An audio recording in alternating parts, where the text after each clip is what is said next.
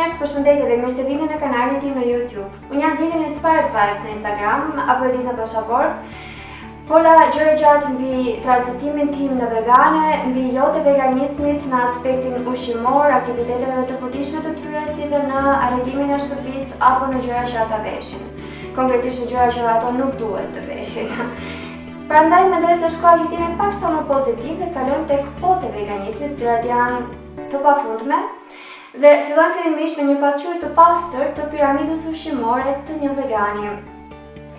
Rikujtojmë faktin që piramida ushqimore vegane nuk përmban bulmet, as fes, as mjalt, as mish dhe as prodhime deti.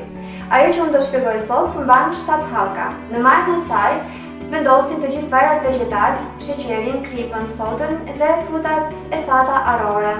Të vajra që unë përdor është vaj ullirit, unë e përdor në temperaturën e dhomës, pasi në temperatura të larta ai humbet të gjitha vlerat duke u bërë i dëmshëm. Ndërkohë për skuqet, e cila ndodh shumë rrallë, unë përdor vajin e kokosit, i cili nuk i humbet vlerat në temperatura të larta. Mundohem të evitoj sa më shumë produkte që janë gjysmë të gatshme apo të gatshme, pasi në to ka konservues, sigurisht ka dhe vajra vegetal. Mundohem që të evitoj kripën, ose e përdor në sasi të limituar, pasi kripa dihet për vetin që ka në mbajtjen e ujit në organizëm. Gjithashtu mundohem që të evitoj sheqerin. Sheqer të bardhë nuk kam përdorur ka vite tashmë, por përdor sheqerin kafë dhe të përdor vetëm në raste të rralla kur gatuaj ndonjë ëmbëlsirë. Për sa i përket frutave të thata, ato janë pika ime e topit, i kam shumë qejf dhe kam arritur në një fazë që trupi më kërkon vet ato. Nëse unë nuk i marr në sasi të vogël çdo ditë, unë i marr një herë ose 2 herë në javë në sasi bujare, domethënë më shumë se sa një grusht lajthi ara apo ara sheme e të tjerë. Pas majës së piramidës vegane vjen hallka e dytë, e cila përmban të gjitha produktet cëllësuese të bulmetit. Përmendim kosin dhe qumshtin, i cili mund të jetë i lajthis, i sojës, i kokosit, i orisit e të tjerë. Zakonisht paketimet të tjera vijnë dhe me fortifikues apo me shtesa ushqimore, si për shembull vitaminën B12 apo dhe kalciumin. Janë interesant nëse kombinohen me ushqime të tjera, por nuk duhet të përdoren në sasi të mëdha. Këshillohet të përdoret një shërbes apo një kup nga qumshti apo kosi primor. Gjithashtu, një këshill, kujdesuni që këto paketime të mos kenë sheqer të shtuar në to. Pas hallkës së dytë vjen hallka e tretë, që përmban disa ushqime që janë mjaft të rëndësishme për të gjithë ato që duan të shtojnë masën e tyre muskulare dhe që merren me palestra apo me sporte të ndryshme. Gjithashtu janë mjaft të rëndësishme për të kthyer përgjigje pyetjes tipike acaruese që u bëjnë veganëve se nga e marrin ato proteinën.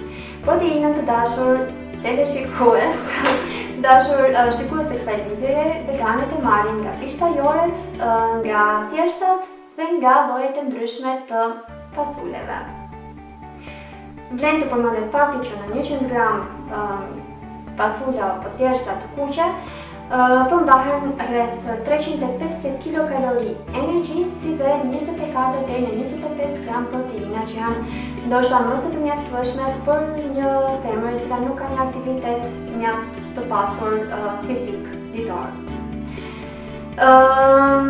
Këshillohet që të shërben 2 deri në 3 kupa nga këto lloje bimësh në ditë dhe këshillohet gjithashtu që të vendosen në ujë një natë apo 2-3 net përpara gatimit, pasi ato përmbajnë enzima bllokuese. Enzimat që ato përmbajnë janë të tilla që shkaktojnë gaza të pakëndshme në stomak apo lëvizje të pakëndshme në stomak dhe fryrje.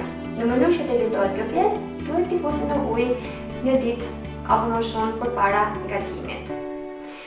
Pas hallkës së tretë vjen hallka e katërt, që është hallka ime e preferuar, e cila përmban frutat. Këshillohet që të hani sa më shumë fruta të stinës, t'i hani ato në mënyrë sa më bio dhe organike të jetë mundur. Nëse kjo nuk është e mundur, atëherë lajini mirë ato, dhe këshillohet që të hahen siç janë, pa i procesuar ose pa i përdorur në lëngje dhe pa i shtrydhur ato. Unë shtrydhjen nuk e kam qejf, pasi e konsideroj një mënyrë tepër përtace të marrjes frutit. Unë e shijoj mjaft frutin duke ngrënë siç është në mënyrë natyrale. Fruti im i preferuar është banana, pasi ajo është e paketuar me vitamina, me minerale, me vlera të mëdha ushqyese, si dhe ajo është mjaft e mirë dhe kundër prapjes, pasi i bën shumë mirë lëkurës së njeriut. Këshilloj që të merren nga 2 deri në 4 fruta që mund të jetë të njëjtit lloj apo të llojeve të ndryshme, sa më shumë ngjyra aq më mirë. Në hallkën pas frutave vijnë perimet, që është hallka e 5 e piramidës ushqimore vegane. Dhe perimet duhet jenë të shumëllojshme, të shumëngjyrshme dhe duhet të jenë sigurisht perimet e stinës. Nëse frutat konsiderohen si mjaft të rëndësishme për futjen e energjisë në organizëm, perimet konsiderohen si një ndihmë shumë e madhe për tretjen, përqësimin dhe daljen e lëndëve të panevojshme jashtë trupit të njeriut. Prandaj sa më shumë perime në pjatën tuaj. Këshillohet që të merren nga 4 deri në 6 lloje të ndryshme perimesh në ditë dhe të gatuhen në mënyrë sa më të shëndetshme, pa vajra, pa i skuqur dhe pa i mbizir apo mbi pjekur ato. Për sa i përket hallkës së 6 të piramidës ushqimore vegane, në këtë hallkë bën pjesë drithrat që këshillohet të jenë drithra të plota.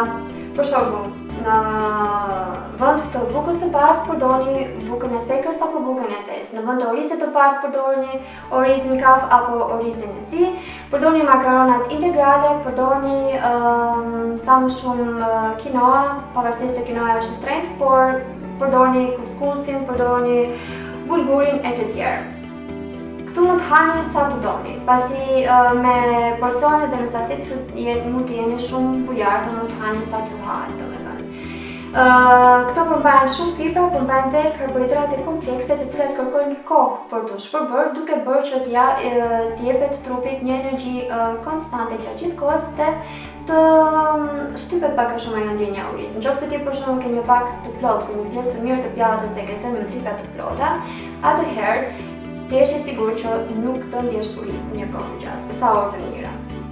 Në hallkën e 7 të piramidës vegane, që është hallka më e gjerë, domethënë baza e piramidës, fusim ujin. Ne të gjithë e dim që rreth 70% e trupit të njeriut është ujë dhe e dim se sa e rëndësishme është që ne të marrim sasinë e nevojshme ditore të ujit, që këshillohet të jetë rreth 7-8 gota në ditë. Mirë po, kjo nuk është e njëjtë për të gjithë trupat, pasi secili nga ne ka peshën e tij, ka gjatësinë e tij, dhe secili nga ne ka ushqyerin e tij. Nëse unë për shembull ha shumë kastraveca apo shaqi apo dhe pjepër, atëherë dhe sasia që unë marr e ujit që unë marr në ditë është më e ulët krahasuar me dikë që ha produkte më të thata. Sigurisht që kjo pjesë mbulohet paksa dhe në momentin që ti përdor shumë çajra, unë do përshilloja shumë çajin jeshil, i cili është fantastik për lëkurën, pasi ka antioksidant të shumtë. Duke qëndruar tek uji, është e këshillueshme që uji të merret përpara vaktit të plotë, domethënë rreth 30 minuta apo më shumë përpara se ne të ham vaktin e rëndësishëm të ditës. Arsyeja pse është se nëse ti e merr gjatë vaktit, atëherë uji, duke qenë tretës shumë i mirë, ndikon në acidet tretëse që ndohen në stomak, duke ulur përqendrimin e tyre dhe duke bërë që këta të fundit të mos e kryejnë siç duhet aktivitetin e tyre. Janë dhe njësër ushqimesh të tjera të cilat mund të përdoren në smoothie apo në salsa të ndryshme që ju gatuani, për shembull matcha powder, spirulina dhe chlorella. Është nutritional yeast i cili përdoret në sasi të vogël, janë farat e sesamit apo farat e kungullit e të tjerë, dhe të gjitha këto do i klasifikoja në malin e piramidës vegane, pavarësisht se janë mjaft të shëndetshme, ato duhet të përdoren në sasi të ulët, të vogël pra. Në përfundim të kësaj videoje, do doja t'i kërkoja të gjithë youtubersave shqiptar, të cilët kanë kanalet të tyre në YouTube dhe flasin mbi stile të shëndetshme të jetuarit, të linin në hapësirën e komenteve emrin e tyre në mënyrë që unë të shoh kanalet e tyre dhe të inspirohem, pasi kam shumë nevojë për inspirim apo fërmësim në këtë fazë fillestare të aktivitetit tim në YouTube. Në seksionin e informacionit do të linkoj dhe disa informacione shtesë mbi veganizmin dhe mbi piramidën ushqimore vegane, si dhe youtubersën time të preferuar shqiptare, e cila është Rona e Peace and Trees. Megjithëse nuk e di me siguri se kur do vi me një video tjetër, ju uroj një ditë, një javë, një muaj sa më të shëndetshëm. Mirupafshim!